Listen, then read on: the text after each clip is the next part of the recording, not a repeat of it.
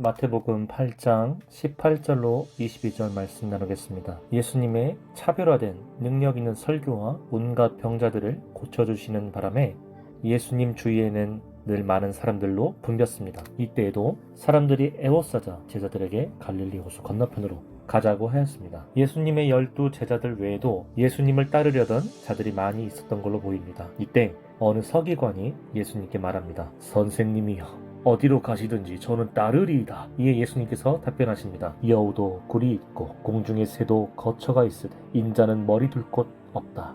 여기서 예수님의 답변이 동문서답으로 보여집니다. 니고데모와 같이 예수님을 메시아로 믿는 서기관 중에 한 명으로 보여지는 사람이어서 어디든 따르겠다고 말하죠. 하지만 예수님께서는 된다, 안 된다가 아닌 자신의 처한 처지를 말씀하십니다. 예수님께서는 인자는 머리 둘 곳이 없다고 하셨는데 이 구절에서 예수님이 스스로를 인자라고 처음 칭하시는 것을 알 수 있습니다. 인자는 사람임의 아들 자자로 사람의 아들이란 뜻으로 인류 구원을 위해 성육신하셔서 이 땅에 오신 메시아의 인성을 강조한 명칭이었습니다. 우리는 모두가 인자이죠. 사람의 아들이자 딸들이니까요. 하지만 예수님께서는 하나님의 아들이십니다. 바로 인자가 아닌 신자죠. 하지만 예수님께서는 인자라는 것을 강조하십니다. 우리와 100% 같은 인간으로 오셨기 때문이죠. 다시 본문으로 돌아가겠습니다. 예수님은 왜 갑자기 동물들을 예를 들면서 답변하셨을까요? 서기관은 예수님을 메시아로 믿고는 있었지만 아마도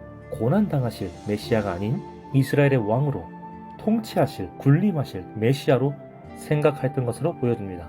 그렇기 때문에 예수님은 집도 없는 빈털털이라는 것을 알자 슬금슬금 떠난 것입니다. 자, 두 번째로 또 어떤 사람이 와서 예수님께 말합니다. 주여, 내가 먼저 가서 내 아버지를 장사하게 허락해 주세요. 그리고 내가 주님을 따르겠습니다. 이에 예수님께서는 뜻밖의 말씀을 하십니다. 죽은 자들이 그의 죽은 자들을 장사하게 하고 너는 나를 따르라. 이 말씀을 쉽게 풀이해서 읽어본다면 죽은 사람의 장례는 죽은 사람들에게 맡기고 즉시 나를 따르시오 라는 것입니다. 하지만 이 자는 이런 예수님의 답변을 오해하여 주춤하며 떠납니다.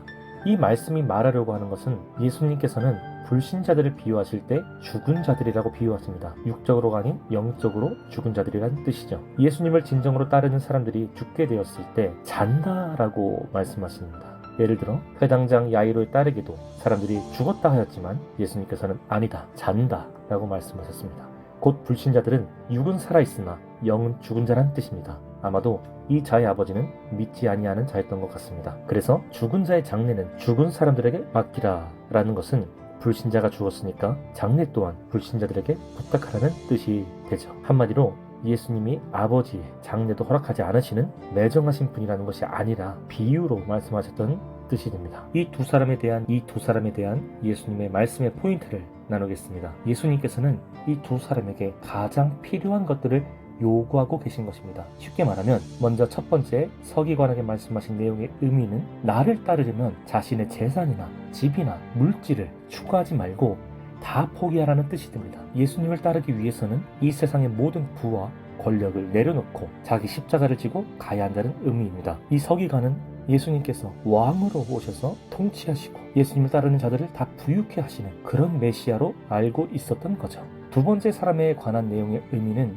위와 비슷합니다. 우리는 부모님이며 자녀일 것입니다. 우리가 자녀를 예수님보다 더 사랑하고 중요시 여길 수 없습니다. 가족이 아무리 중요하다 하더라도 예수님을 따르려면 자기 자신조차도 부인해야 할 것입니다. 곧 세상의 일들보다 하늘의 일을 먼저 생각하고 걱정해야 한다는 거죠. 결론을 맺겠습니다. 우리는 세상 속에 살고 있고 세상을 사랑하고 세상을 따라갑니다. 세상을 거치지 않고서는 살 수가 없죠. 세상의 법칙을 따르지 않으려면 원시 소수 부족처럼 오지로 가서 나무와 나뭇가지로 집을 짓고 동굴 속에 들어가서 동물을 사냥하며 식물을 먹고 살아야 할 것입니다. 한마디로 이렇게 사는 것은 불가능합니다. 우리는 세상 속에 살면서 세상과 타협하며 살아갈 수 없는 존재들입니다. 왜냐하면 우리는 육으로는 인자지만 영으로는 신자이기 때문입니다. 바로 하늘의 아들이기 때문이죠. 하나님이 우리의 아버지 되십니다. 그렇다면 이 세상과 전쟁하며 살아야 할 것입니다. 세상에 살면서 세상에 굴복하며 세상의 법들을 마지못해 따라가는 것이 아닌 우리의 삶을